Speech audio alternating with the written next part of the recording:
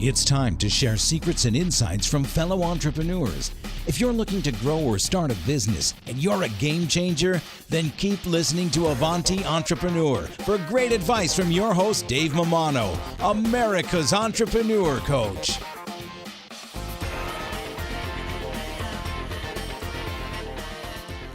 Hey, Avanti Tribe, Dave Mammano here. Just want to thank our sponsor, Paychex. You know, Paychex, they make it simple for businesses of all sizes to pay and manage their team. They make payroll easy with employee pay options, including direct deposit, checks, pay cards, and so much more. Founded over 4 decades ago to relieve the complexity of running a business so that the owners can focus on what matters most.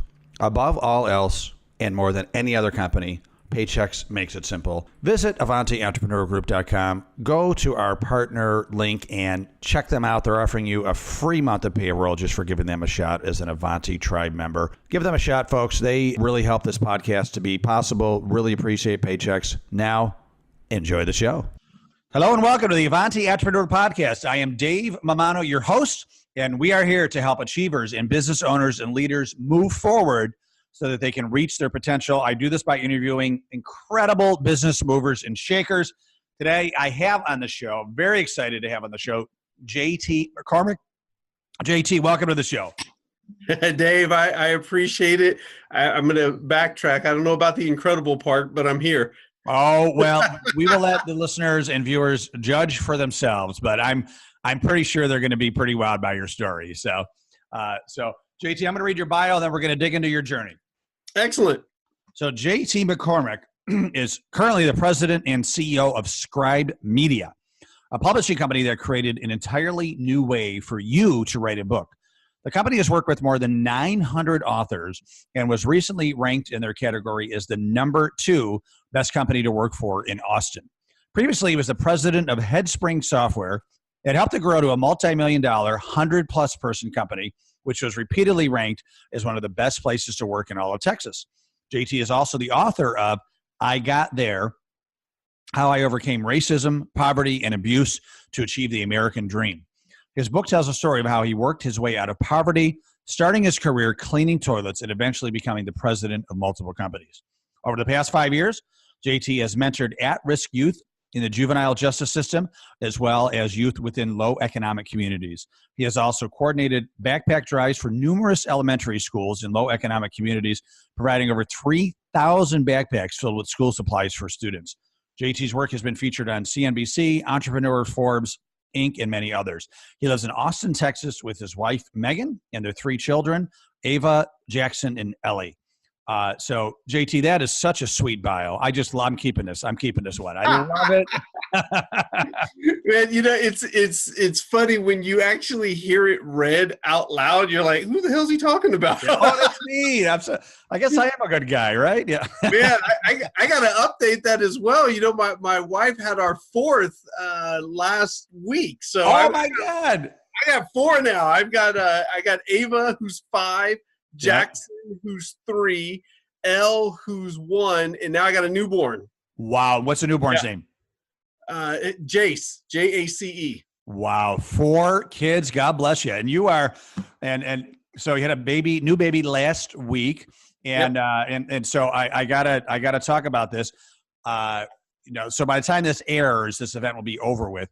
But at this point in time, you are coming to Rochester, New York in 2 days, because you are an amazing guy. And let me just tell the story quickly, because I just want to give you, because you're such a humble guy. I want to give you props for like the goodness that you're putting in the world. So folks, I listened to a great podcast called Onward Nation from Stephen Westner, a good friend of mine. And a lot of you know that he produced my podcast for many years. And so I listened to his podcast, heard JT's interview that Stephen did, and I was just blown away by his story. And you're going to find out about that in a few minutes. But so I emailed JT and said, hey, great podcast interview. So impressed. Will you be on my podcast as well? And JT said, hell no. No, I'm just kidding. He right away said, I would be honored. Thank you. And so another thing is that I am on the board locally of Junior Achievement here in Rochester, New York. and we have a big event coming up, and we needed a keynote speaker. And Patty Leva, the executive director, said, Dave, do you have any ideas? And I said, well, I got to tell you, I talked to this guy last week on the phone, JT McCormick, and holy cannoli, I think he would be amazing. And so we set up a call, and now you get paid big bucks to do keynotes, right? I mean, big companies are paying you big bucks to do keynotes. Congratulations. God bless you. The junior achievement budget was zero.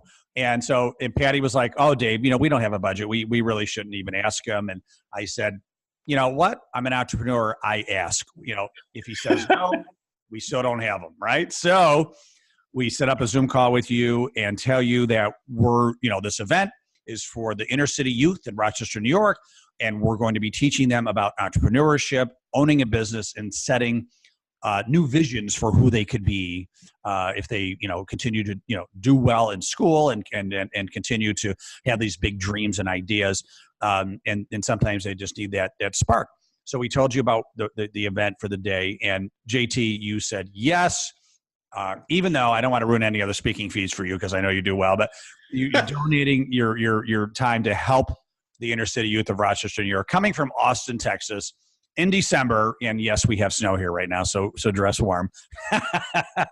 Yeah. I just wanted to publicly thank you for that. The event's in 2 days. I'm sure it's going to be phenomenal. But thank you for that and all the other goodness that you're putting in the world. I really, really appreciate it. No, thank you, Dave. I appreciate it, and I'm big on giving back. I mean, if you've achieved something, you got to give back, and especially for me, I realize the youth that come from the areas that I come from. So much of it is just you don't know what you don't know, and we've all heard the phrase that if you see something in your life and that's all you've ever seen, you're of the mindset that that's the path that you're supposed to go down as well. And when you can actually see that something else is out there and achievable, it gives you a different mindset of what you can actually go in and accomplish. Yep.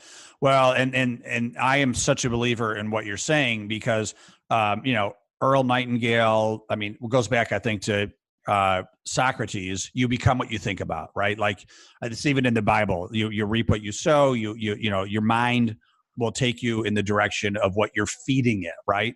And you're right. If you don't know what to feed it, it's going to take you exactly nowhere, right? And so, so often somebody like you comes in and sets a new vision for, young people. And then they start to say like, oh, wow, I never even thought about that. Here's a new vision for myself. And then they just kind of subconsciously start to set up the systems to go on that journey. But they never would have got there if they didn't know where it was, right? Totally. Yeah. I know it's going to hurt a little bit for the school systems, but what I don't understand right now is I say they should bring show and tell to high school. And I remember a group of administrators asked me, well, what do you mean by that, show and tell? Because everyone's thought is, a 5-year-old little kid bringing their toy to school and then they show and tell. And I said, no. It's a travesty that we know 40% of all students that graduate high school will not go to college. We know that. It's a statistically proven fact that 40% will not go to college. But here's the damnedest thing. We send these kids out into the world with not even knowing how to shake a hand. So starting your freshman year, bring in show and tell. Show me how to shake a hand. Tell me why it's important. Show me what attention to detail looks like. When the hell do we learn that lesson? I've met people who've got master's degrees that don't know what attention to detail looks like. Show me a wealth advisor. Tell me how I can become one. Show me an application. Tell me how to fill it out. So show and tell. It's a very simple concept that if 40% of these kids will never go to college, how dare we as a society send them into the world and I can't even sit there and shake a hand? Yeah, no, I'm drinking your Kool-Aid for sure. A few years ago, I started a company called Next Step Academy, and it was online school. It taught life skill courses, right? So how to shake a hand, how to interview, how to dress for success. A lot of these skills that you need in the real world, but they're not getting in school. And we were gonna give it free to the schools. We did, and then get it sponsored. but the schools didn't have room for it in their curriculum, right? Because they were Yeah. Common Core, et cetera. And so we couldn't give it away, right? What you're talking about. We couldn't give it away. Like, bring in, Dale Carnegie course, bring in Toastmasters course, public speaking, Exactly. Yeah. No, I love it. So JT, I want to hear, I already know about it because I've learned about you. I want our audience to know about your journey and where you came from. And because right now you are, you've been CEO of multiple companies. You're a CEO right now of a really thriving company, very successful, very good leader, which we're going to get into that as well. And I want to hear about the journey of your background, because I know it was, very Beaver Cleaver-like and very, suburban and Oh man, yeah, that's far from it. Did I not hear that right? No, I'm just kidding. I know I say that very facetiously because you're right. It was kind of the other extreme of the Beaver Cleaver upbringing. But the good news is that you went through that experience and really, still made a great life for yourself. And I think that's the inspiring part of your story is, that you took really, kind of a bad hand handed to you in childhood, yet you still were able to overcome all that adversity and struggles and become a really great contributing citizen, for your family and for the world and for business. So if you can take us back years ago to your, start as a child and where you were, and then, kind of tell us how you got out of that. I'd love to hear this story. Wow, Dave. Let's see. So I'll just dive right in and tell you who my parents were. So my father was a black pimp in the 1970s. He was a pimp and drug dealer, and I always make sure that I express this and explain to people.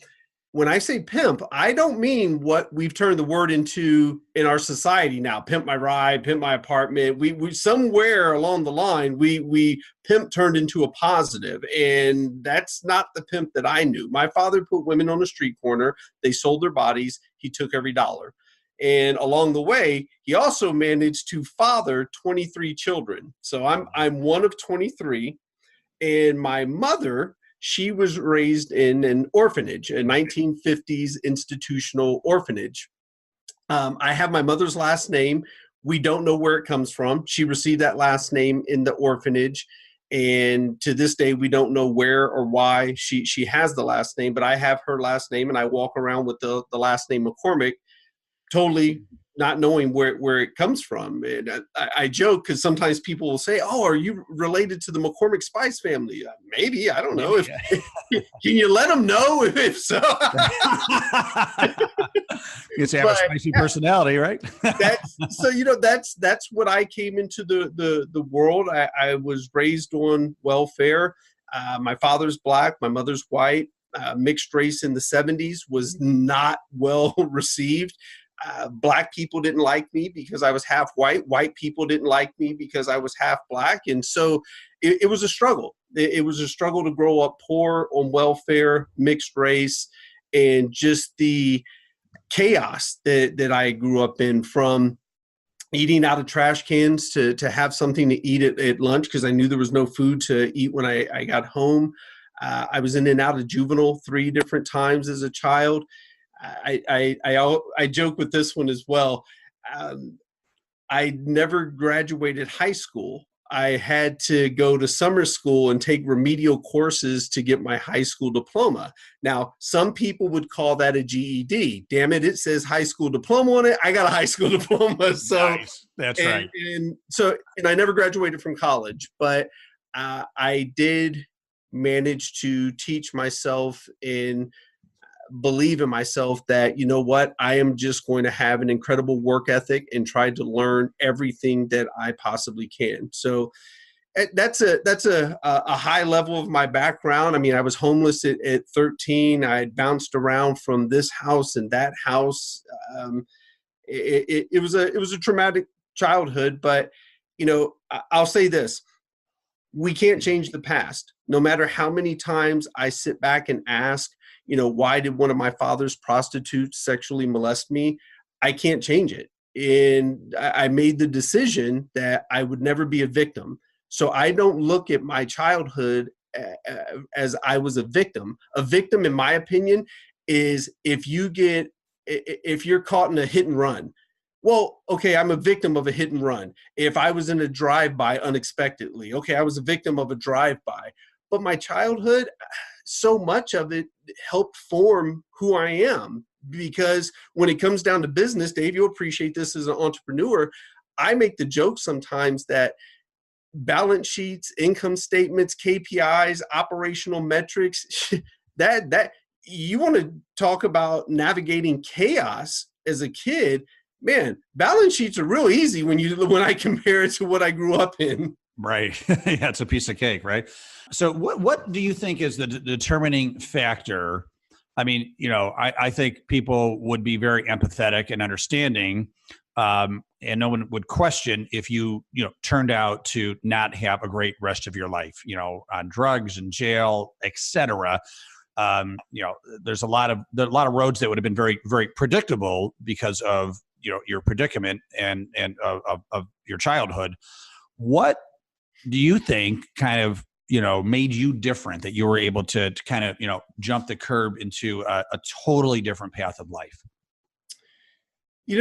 Dave, I'm asked that question often, and you mentioned something there that many people say, JT, you had every reason to end up in prison. You had every reason to end up not successful. And I'll push back at times, and I'll say to people, no one's ever said to me, hey, JT, you had every reason to be successful. And that's how I've looked at my past. You heard me make the reference earlier. When I compare balance sheets or income statements to the chaos that I grew up in, man, they're so much easier. So when things look hard, I just choose to remember what I came from and say, okay, if I can navigate that, I can make it through anything. And here's a big part. I would say if there's one word I could put on it, Dave, to answer your question, I would say it's mindset. I chose not to be a victim. I chose not to sit around and ask, why was my father a pimp? Why was my mother an orphan? Why don't I know where my last name comes from? Why? Man, I can lay in bed, pull the covers over my head, and not do anything for a week and ask why. It doesn't change anything. So what I realized is I can change the next hour, day, month, year, but I can't change the past. So I chose to have a mindset of, okay, let's always be looking forward on what we can accomplish, what we can control. And then here's the big piece of the mindset for me as well.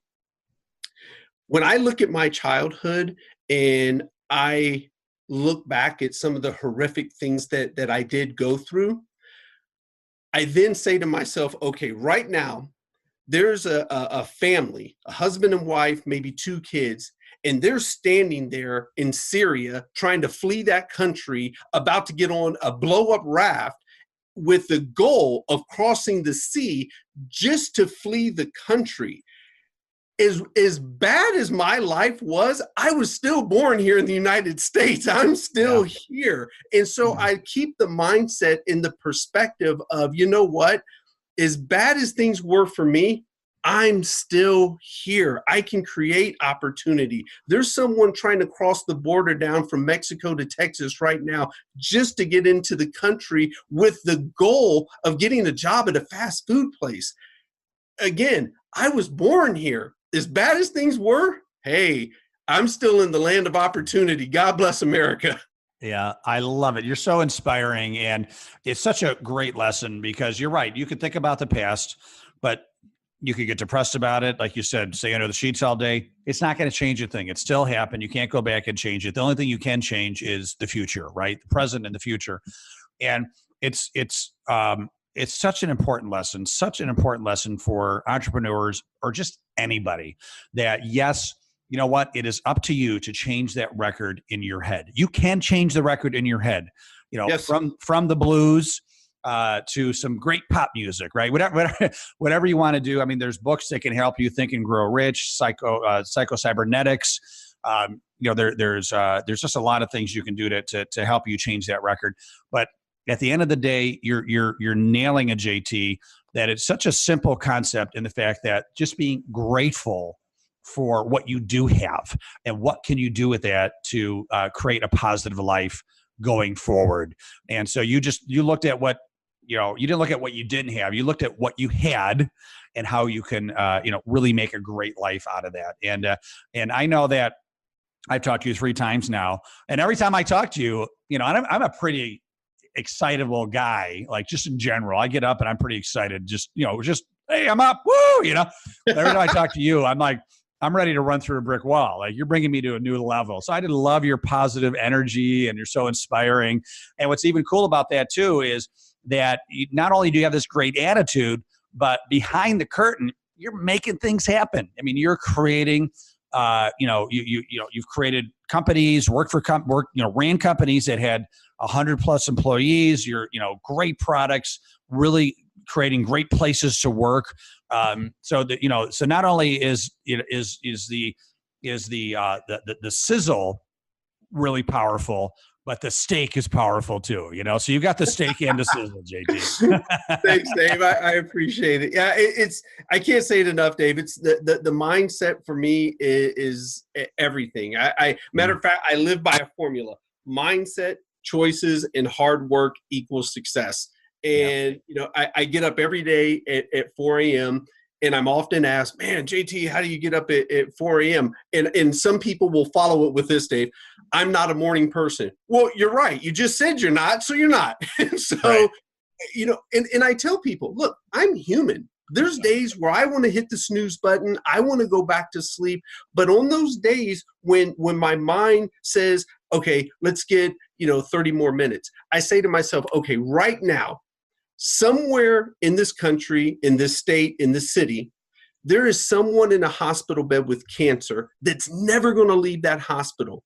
They would give anything just to get up and on their own 2 feet and walk to the restroom, have the dignity to go use the restroom on their own, not even leave the hospital, just to walk to the restroom. And all I got to do is get out of bed and go achieve my dreams and goals. Damn right I get up at 4 a.m. Wow. All right. You just inspired me. I get up at 5. I'm going for 4 now. So tell us about, I'm doing this podcast now for a couple of years, and I'm amazed at the successful people that I interview that most of them do get up pretty early. I'm going to say between 4 and 5. I had one guy that got up at 3:30. I'm like, God bless you. But they all have very intentional morning routines. Yeah. So can you share yours with us, please?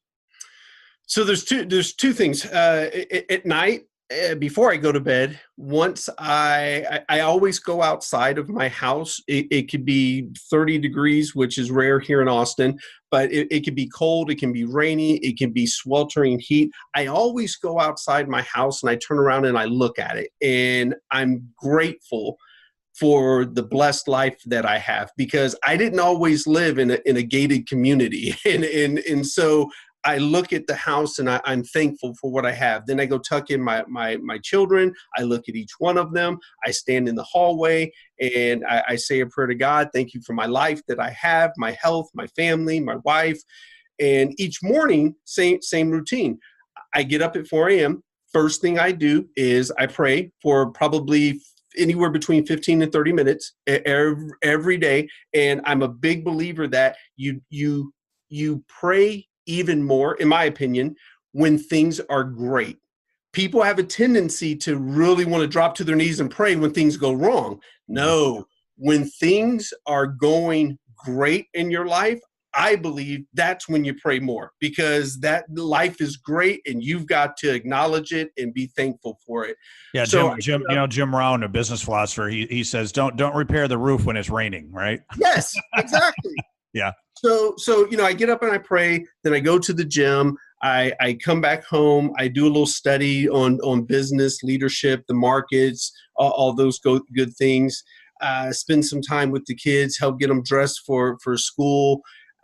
And then I'm off to the office, and it's my routine. My life is 5 things, Dave: God, health, family, business, investing. If it doesn't fall in those 5 things, I don't do it. I love golf, but it takes about 4.5 hours to play around. Do I want to spend that much time on the course, or do I want to spend that time with my family?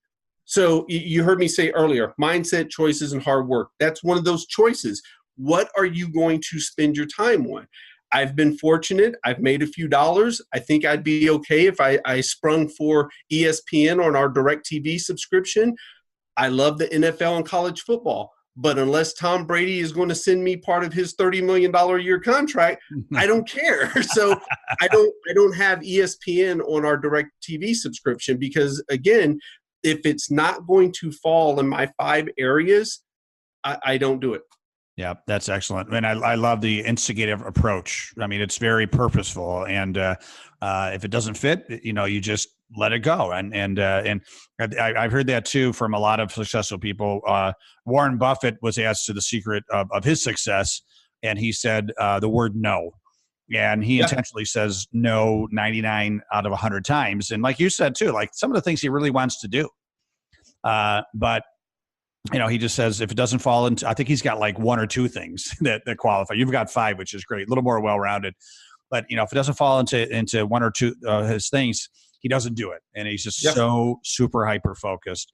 And I think a lot of entrepreneurs were very excitable, and we say yes to way too much, and then we become everything to everybody, but really we become nothing to nobody, right? Because our wattage is so thin at that point, right? So really like that. What time do you go to bed? That's the big question. I try to go between 9:30 and 10. Sometimes I'll push about 10:30. I want to do my best to try to get about 6.5 hours of sleep. So it's keeping good eating habits, getting some rest, at least six hours. But I am a very routine, structured individual to the point where I know sometimes it drives my wife crazy that I just love structure and routine. So it's funny. Some people would call it mundane and boring. I call it phenomenal because I grew up in chaos. I want structure. I want to know. Yeah. I love. I know a lot of men out there are going to like this. I love knowing that my wife is going to be home when I get home. I don't need to go to a sports bar. I don't need to go to a strip club. You know what?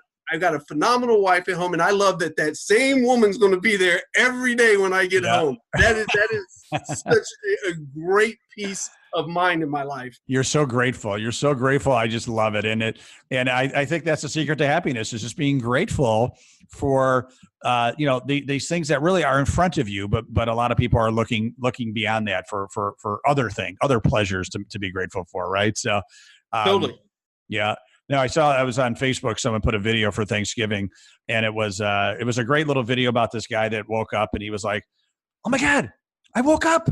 This is awesome," And then his kids jumped on the bed. He's like, "I have kids," And then he went to go take a shower and water came out. He's like, "I have water. This is the best," And it was like every little thing that we all take for granted at some point is, we have a car. I mean, every little thing he did, it just reminded me like there's so much right in front of our face to be grateful for that we don't even think about anymore, right? So it's funny. I've not seen that video, but I'll joke with my wife and my children sometimes. I'll go flip the light switch and the lights will come on. I'm like, wow, look at that. We have lights. He did that.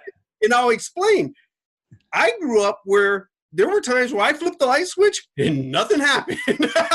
Yeah. Well, he did that too. So it's the same thing. Like, oh my God, I had a guest on my show a couple months ago named Ed Milet, and Ed, Ed. So currently, he built literally a $500 million company, 2 gorgeous houses. One on the Pacific Ocean, massively successful today. Right, wife, kids, done very, very well. He tell a story about, I think it was about 25 years ago.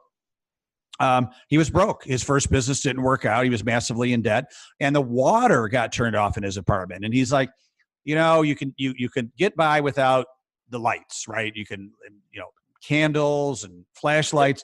It's like, but when the water is turned off, he's like, people have no idea how tough that is. You can't brush your teeth. You can't cook. You can't shower.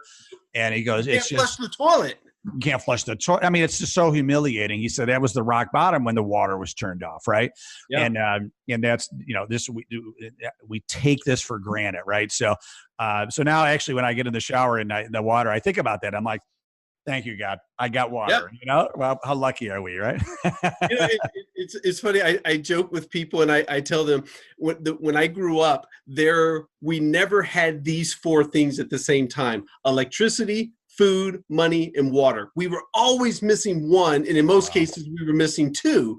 Wow. And so I'm always so thankful for electricity, food, money, and water. Yeah. That is awesome. That is awesome. I'm so glad that we met. This is fantastic. So JT, I want to get into now the company that you are CEO of, Scribe Media, formerly Book in a Box, and I know that because I had one of the founders on my podcast last year, Zach Obrant, who is a great guy. We had a great podcast as well. He continues to send me guests for my podcast, some of your authors. But on a very high level, I'm going to try to describe what you guys do. Essentially, if a business owner wants to write a book, and usually it's for marketing purposes, unless your name is Stephen King or you're Hillary Clinton selling a book, you're probably not going to make a ton of money on your book, but you can use it as a great tool to grow your business.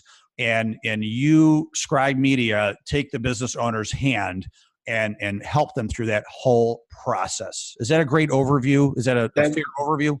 Phenomenal overview. People, there's four reasons why people come to us when they want to do their book: credibility, thought leadership, lead generation, and the fourth one, very few of our authors, they come to us for if they want to do a legacy piece. And that's actually how I got to the company, is I wanted to do a legacy piece. My book, I wanted to have it for my children.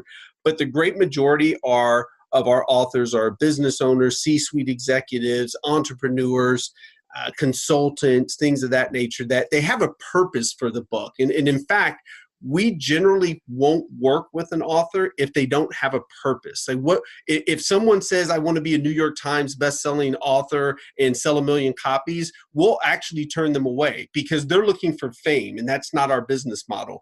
We're looking to equip our authors with a tool that can help them achieve their goal: credibility, thought leadership, lead generation. In most cases, it's all three. So all of our authors have a purpose for why they're wanting to do the book. Love it. So tell me about the process. So if I came to you and said, hey, JT, I want to write a book for Avanti, my company. We help entrepreneurs start and grow businesses. And our goal is to help them become the entrepreneur that they always dreamed of being. And we have a lot of services and resources to support that. What would be the process of an author like me, a business owner like me, working with you guys to publish a book? So the beauty in what we do is what I express to people, a bit of it is ease of use. And what I mean by that, we live in a world where we're all strapped for time. We're all, we all want more time, be it family, business, whatever the case may be, personal. So what our process does is, from start to finish, over the course of 7 months, we help you develop your book. And what's really important there is you sit back, grab your beverage of choice, and let us interview you. Let us pull that information. Let us capture those details that make for a great book. That's what the story is going to be. It's been proven time and time again, one of the hardest things to do is to actually think and write at the same time. So we just want you to sit back, let us ask the questions, and you'll start to recall, oh gosh, I forgot all about that. Then you'll share that story and the details. So at the end of our process, once we lock in the manuscript, we do revisions, we do your cover design, we do the interior layout, the ISBN number, get it on Amazon, Barnes & Noble, so on and so forth, 7 months. But the end goal is that if someone picks up that book, it sounds as if Dave's reading it to them.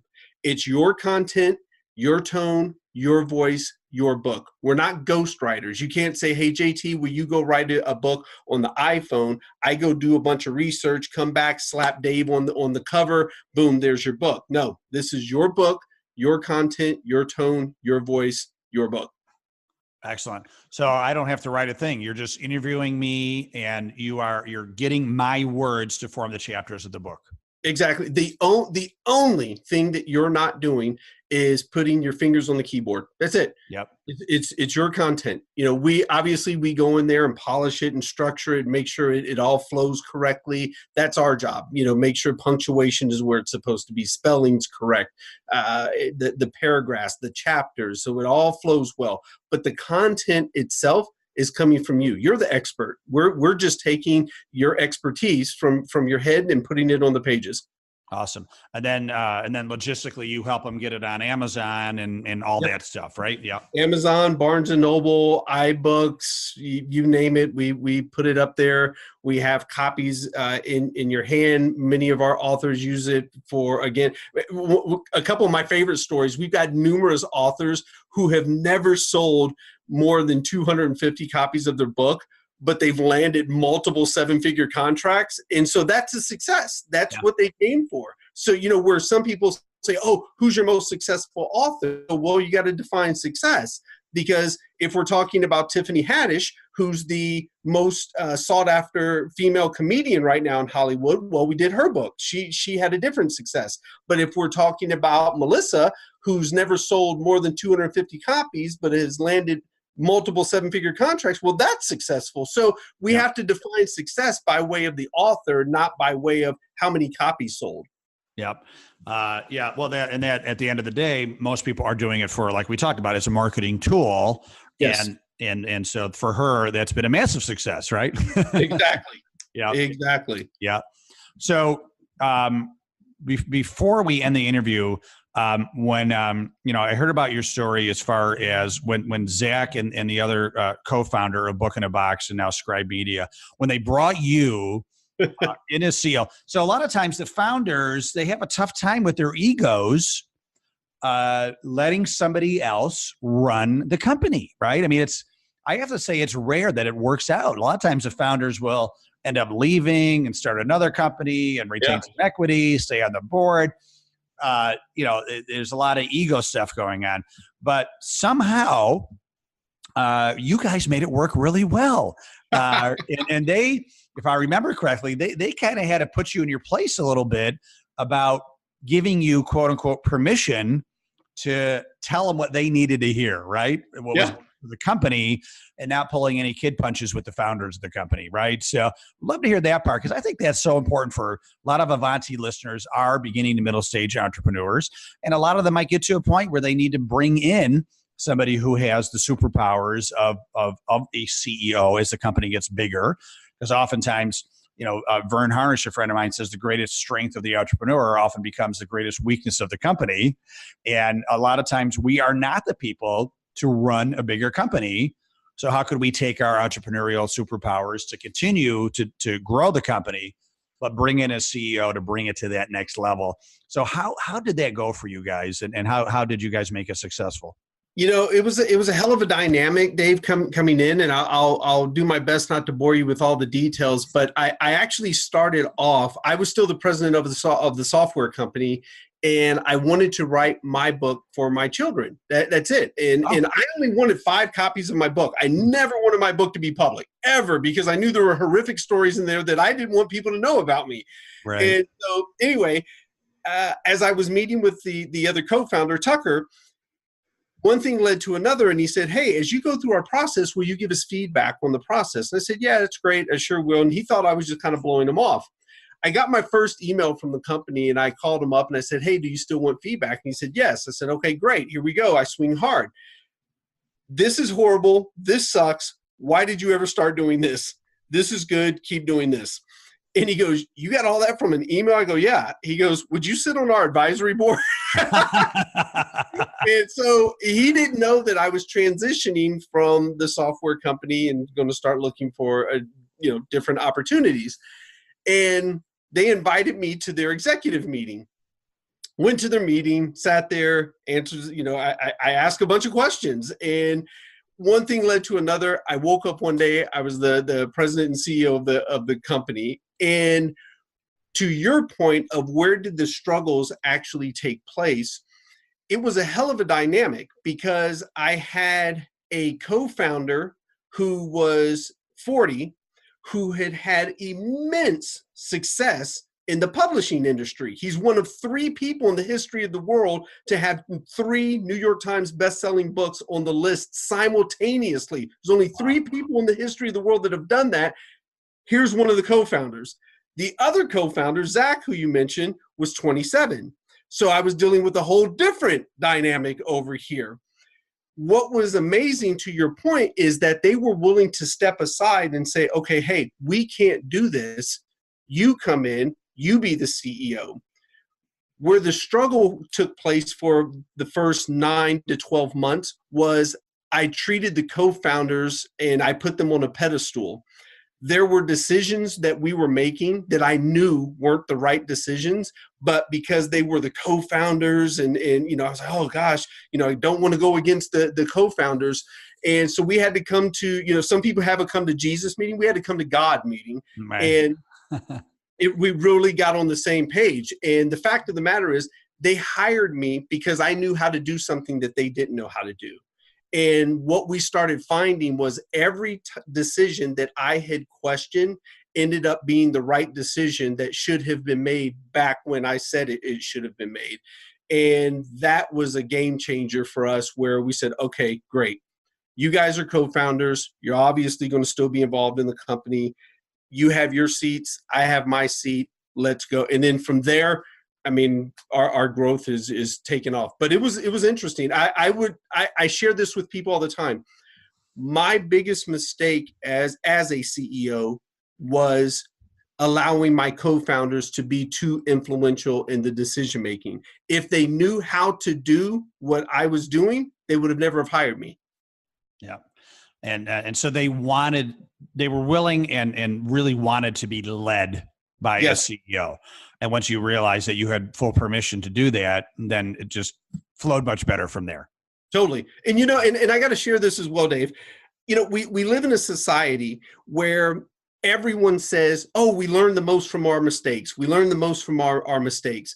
But it's the damnedest thing. If you go to LinkedIn, you go to blogs, you go to articles, everyone is sharing top 10 things Jeff Bezos does, top 3 things Steve Jobs did, so on and so forth. Where's the damn list of top 10 mistakes that such and such made? So I'm a big advocate in sharing my mistakes, things that I did wrong, things that didn't work well. Because if we truly learn the most from our mistakes, well, then why don't we all share our mistakes so everybody can learn faster? Yep. Love it. Well, people want to be celebrated for their success, not their failures, right? So right. Maybe your next book should be the top 10 things that I really effed up on, right? Well, so Dave, so I got to interject there. You just said something. People want to be known for their success and not their failures. Well, you know this. We live in a society where this phrase has become very popular, and I push back hard at this. People use the phrase "fail fast." And I personally hate the phrase because I've spent my whole life trying to learn faster so I could escape the circumstances of which I came from. And so I believe that you only fail if you stop trying. See, I've made a ton of mistakes, missteps. God knows I've made mistakes in my personal life and relationships. I've made mistakes in business as a first-time president of a software company. I'm still going to make mistakes. But I believe you only fail if you stop trying. Yep. You're going back to the beginning of my decision to be an entrepreneur. And so out of college, I'm selling radio advertising for 3 years, trying to get up the gumption to start a business, right? Because I knew I wanted to do it, but it's, a lot of fear, right? And I'm listening to Tony Robbins' cassette. I'm aging myself, right? Awaken the Giant Within. And he said, he said a quote that I pulled over and wrote it down, and it changed the game for me. If you are committed, you will always find a way. Right. Yeah. And I just said, that's it. I literally said to myself, I'll be totally committed. My first business may quote unquote fail, but I'll start another one and I'll learn and I'll start a third one, a fourth one if I have to. And I literally said to myself, the only way that I will define failure to myself is if I stop trying to be a successful entrepreneur. If I go back and, get the corporate job, well, then I guess I have failed in my entrepreneurial journey. Right. And that really made the difference for me. If I'm totally committed, I will find a way. And I just redefined what failure was, right? And people say, fail. Well, first attempt in learning, right? You could say. Exactly. Yeah. And we're still, listen, it's a roller coaster ride. There's going to be highs, lows, dark tunnels. But the point is to keep on going forward, keep on moving forward, which Avanti means move forward. Don't give up. Winston Churchill has a great quote: when you're walking through hell, don't stop. Right. In fact, speed up. Yep, exactly. Walk faster. So, well, JT, this has been super phenomenal. I just love talking to you. I feel like I want to do a weekly podcast interview with you. I appreciate it, Dave, man. I'm just a guy who works hard. I love it. Well, you're more than that, and you're being modest, but I am so excited to see you in 2 days. I had the pleasure. I volunteered to pick you up at your hotel and bring you to the event and bring you to the airport afterwards. You're going to be speaking to our Avanti group after the Junior Achievement event. I know they're excited about that as well. So thank you so much for everything that you're doing for just, not only your business, your family, but for us, for everybody that you're inspiring and influencing, definitely making the world a better place. And I, for one, I'm just going to say it, JT, I am glad you were born.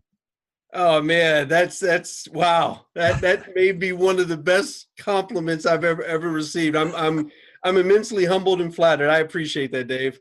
Excellent. And I'll see you in a couple of days. I got a big hug for you, and we're gonna rock. Well, you're gonna rock Rochester.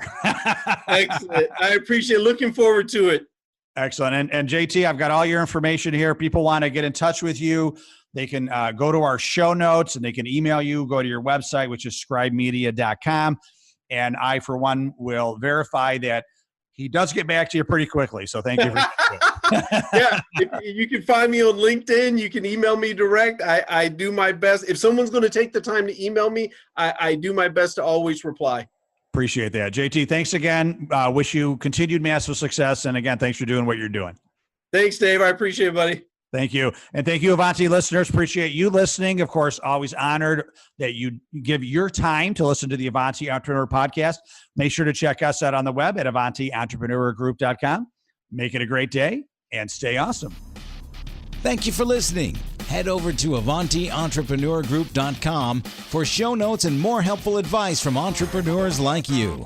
Continue to find your entrepreneurial rhythm at the Avanti Entrepreneur Podcast.